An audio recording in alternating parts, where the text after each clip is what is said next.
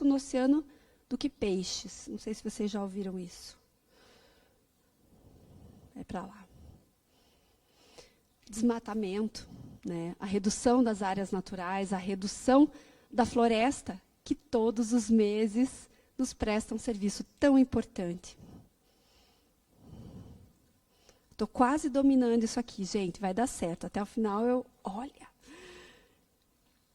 As desigualdades, a poluição, novamente. A poluição do ar, a poluição da água, a poluição dos nossos alimentos.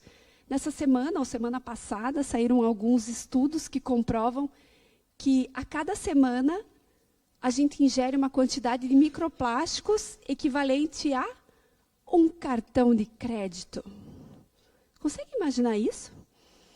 Microplásticos são partículas pequenininhas de plástico, às vezes pouco visíveis ou invisíveis ao olho nu, mas que a gente ingere em tudo que a gente come, na água e no ar que a gente respira, todo o tempo. Já foi encontrado em todas as partes do organismo humano, inclusive na placenta humana.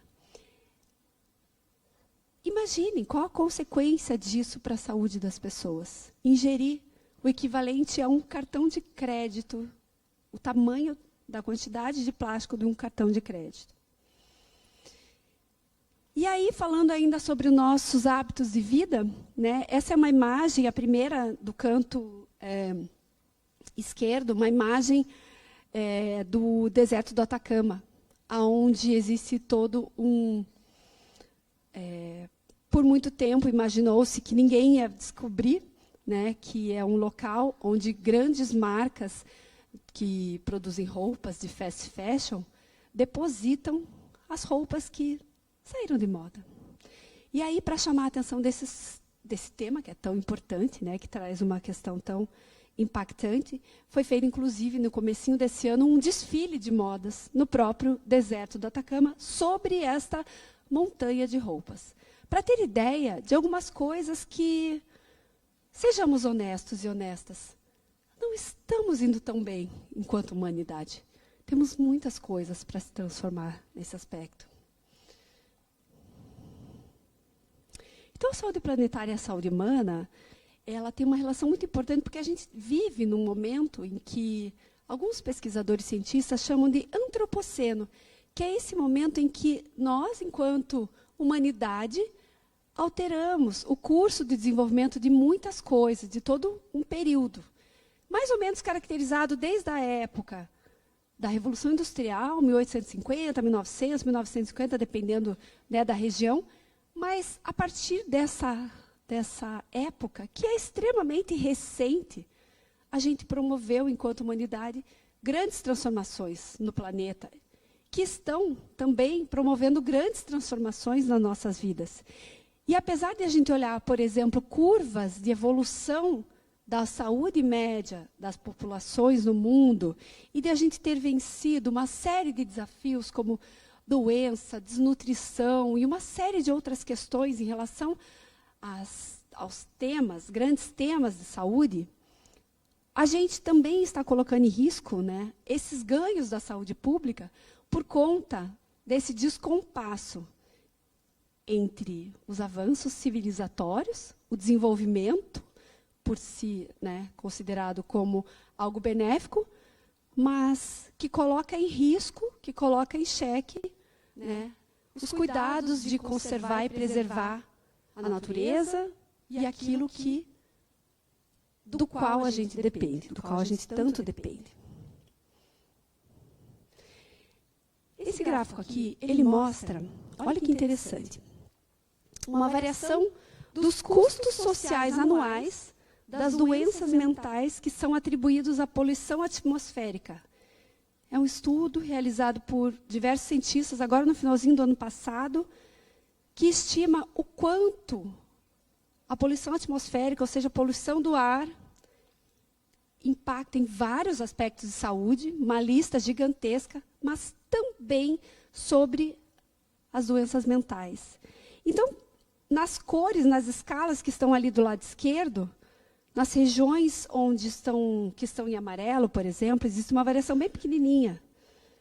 Mas em regiões como na África e vários países, né, da Ásia, né, a gente vê variações de 30%, 50%, 70% do aumento dos custos anuais relacionados às questões de doenças mentais. Olha a variação agora quando a gente fala de acesso a áreas verdes. O quanto que a convivência e que não só a nossa dependência em relação aos serviços da natureza, aquilo que eu falei, né, que a natureza nos proporciona, mas também da nossa relação com a natureza e da convivência em áreas verdes podem impactar as questões de doenças mentais. Só que a gente vê que o aumento dos custos sociais são maiores ainda do que aqueles relacionados à poluição do ar. E vejam agora como é essa variação dos custos para condições de mudanças climáticas. Me ajuda a passar o slide, por gentileza? Muito obrigada. Perceberam que a gente foi do amarelo para o laranja e agora a gente chegou no rosa-roxo, que na escala ali do lado esquerdo nos mostra aumento de 300, 500, 1000% no aumento dos custos sociais que são atribuídos às mudanças climáticas. Por gentileza, pode me ajudar? Muito obrigada. Então, estima-se que esses custos sociais anuais, né, relacionados às doenças mentais, tanto em relação às mudanças climáticas, à poluição do ar e o acesso às áreas verdes, estima-se que eles atinjam 47 bilhões de dólares em 2030. 2030, logo ali, né? Estamos em 2024. E 537 bilhões em 2050, por conta de todas essas variações e esses impactos. Pode passar, por favor? Alguns impactos diretos, então, da saúde planetária ou da falta de saúde planetária nas questões de saúde mental. Por exemplo, desastres naturais e eventos climáticos extremos, como estes que nós estamos vendo ao redor do mundo, em várias regiões, né, e com muito impacto, né, nas regiões sul do meu país, né, também podem causar, por exemplo, trauma psicológico, transtorno de estresse pós-traumático, ansiedade e depressão. Você imagine viver numa região que está propensa a acontecer uma inundação, um deslizamento, né, onde eu posso, de repente, amanhã, perder tudo que eu tenho, minha casa, perder pessoas, talvez. Foi exatamente o que aconteceu agora no estado do Rio Grande do Sul, no sul do meu país, no sul do Brasil. Poluição do ar também está associada a uma série de problemas, não só de saúde física, mas também, né, de saúde mental, como o aumento das doenças mentais relacionadas à depressão e à ansiedade também. Pode passar, por favor? E a questão de insegurança alimentar e hídrica, que também está relacionada a essa temática, não só das alterações climáticas, mas de todo esse contexto.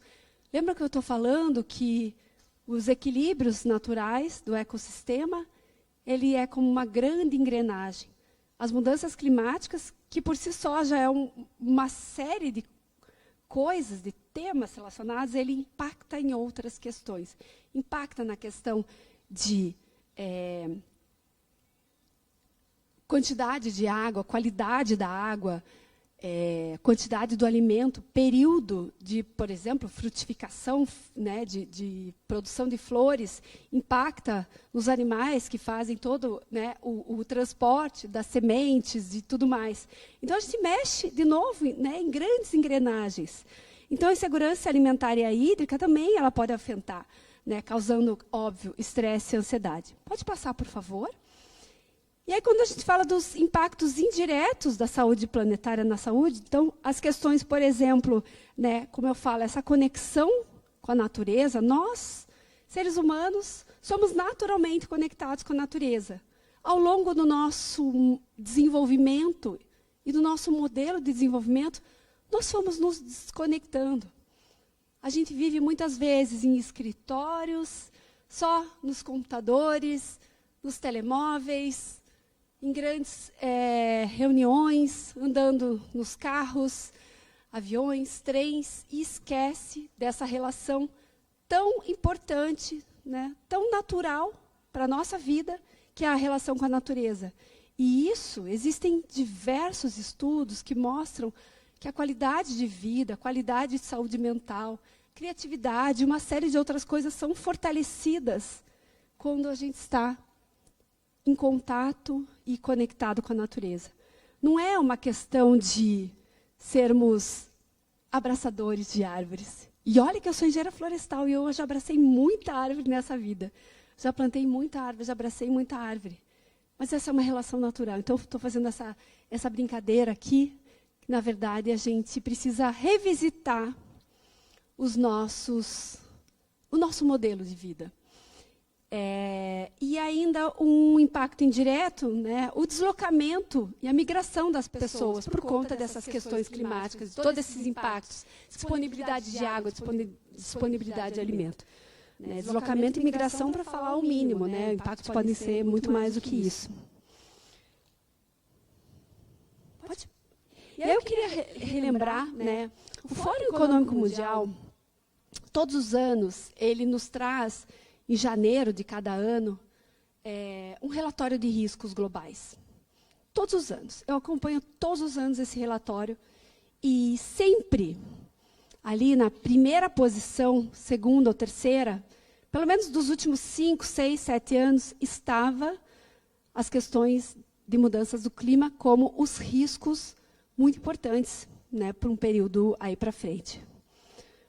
Por uma questão bem interessante que tem a ver com o contexto, né, em todo o mundo, das questões de polarização, né, de dificuldade de compreensão das diferenças, ou talvez até da falta de empatia, da falta de habilidade nossa, né, em interagir com o diferente, né. Acho que isso foi bem falado pela palestra do Luiz Gaziri, que, não sei se vocês sabem, é meu marido. Está ali no cantinho. Então, a gente, em casa, a gente fala muito sobre felicidade, sobre sustentabilidade, e muito mais do que rimar, a gente tenta encontrar os pontos de conexão entre essas duas áreas em que a gente trabalha, estuda, né, e leva, né, através dos nossos trabalhos, pesquisas e aulas. Mas o primeiro risco se tornou esse aqui: informação errada e desinformação, por conta de um contexto muito específico que a gente vive. Mas foco no segundo também, eventos climáticos extremos, como eu falei, né? E vários outros aqui que são riscos, os maiores riscos para os próximos 2 anos. Eu falei que o relatório ele é publicado em janeiro. A gente está em... Meu Deus, que mês a gente está? Julho. Socorro, quanta coisa acontecendo nesse ano, me dá até um branco. Eu pensei, agosto, julho. Em julho. Né? Então, a gente está falando dos próximos 1 ano e meio. No próximo slide, por favor, se puder alterar, perceba o que aconteceu aqui. Você consegue voltar, por favor? Olhem as cores. Pode avançar novamente. Muito obrigada. Obrigada. Perceberam o que aconteceu aqui? O que aconteceu aqui? Quem percebeu a sutileza, nem tão sutil? Muitos riscos em verde. Riscos em verde representam riscos ambientais. Então, e todos eles relacionados ao primeiro que está ali, eventos climáticos extremos. Mudança crítica nos sistemas da Terra, perda da biodiversidade, colapso de ecossistemas, escassez de recursos naturais, alimento, água, matérias-primas. Sim, tudo isso que é tão importante para que todos os negócios, empresas no mundo continuem funcionando. E aí, né, alguns outros na sequência aqui. Pode passar, por favor? Quais são as respostas? Se você estava prestando atenção até agora, repare na sutileza do fundo dessa imagem. Eu costumo dizer, nas minhas aulas e palestras, que a solução mais tecnológica e inovadora que nós temos à nossa disposição são as florestas, as árvores, as plantas, a conservação da natureza, a restauração das áreas naturais, das áreas florestais, das outros tipos de territórios, das áreas aquáticas, marinhas, áreas costeiras. Então, algumas respostas que eu trago aqui, elas estão relacionadas a um grande tema, um guarda-chuva, digamos assim, que se chama soluções baseadas na natureza. Não sei se vocês já ouviram falar sobre isso. Também é algo relativamente novo, que vem sendo discutido, talvez, desde o período da pandemia da Covid, com mais ênfase, por uma razão óbvia, né? Não à toa sendo discutida por com força, né, desde esse período, porque muitas das respostas para uma série de dificuldades, riscos, problemas, perigos, estão relacionados a restabelecimento desse equilíbrio na natureza, das soluções que estão relacionadas e baseadas em implantar áreas florestais, áreas naturais, restaurar essas áreas que foram degradadas, que foram convertidas para outros usos, porque não só elas capturam CO2, gás de efeito estufa, fazendo a fotossíntese. Se vocês lembram lá das épocas da escola, eu sei que a maioria das pessoas aqui é da área de saúde, né? Talvez não estejam tão relacionados com as questões da biologia das plantas, mas certamente lá, quando a gente era pequenininha, a gente aprendeu sobre a fotossíntese e essa capacidade que as plantas têm de absorver o gás carbônico e transformar em oxigênio. Não só isso, mas também em amenizar áreas secas, amenizar o calor, né, regiões, né, de ilhas de calor, por conta da sua presença. E também por conta dessa relação tão importante da conexão com a natureza, né, da forma como a gente pode fortalecer a educação e a consciência das pessoas. Claro que isso sendo desenvolvido nas escolas, nas empresas. Nas empresas é um pouco difícil, né? Sempre é tão difícil educar adultos. É tão mais fácil educar as crianças. Até porque as crianças são aquelas que chegam pertinho da gente e falam assim: ei, mãe, não é assim que faz, né? E as crianças são capazes de influenciar muitas transformações na vida das pessoas, das famílias, até mesmo das empresas. E também fortalecer a resiliência comunitária, porque ninguém faz nada sozinho, né? A gente não faz nada sozinho. A gente, dentro de uma sociedade, né, a gente depende de pessoas, de indivíduos, de empresas, de sociedade civil, de governo, de todo mundo fazendo um pouquinho. Vou passar a próxima. Pode passar o slide para mim, por favor? Esse slide aqui é um resumão de tudo que eu falei. Se você der uma piscada, ou uma pescada, quando a gente fala em português do Brasil, que é aquela pescada depois do almoço, esse slide é para você. É o resumão. Ou seja, a saúde planetária e a saúde mental, elas estão intimamente ligadas. Não só a saúde mental, toda a saúde, né? A nossa vida está intimamente ligada com a saúde do planeta. Mas a degradação ambiental ela pode ter impactos profundos e são abrangentes, né, que podem modificar nossa saúde, nosso bem-estar.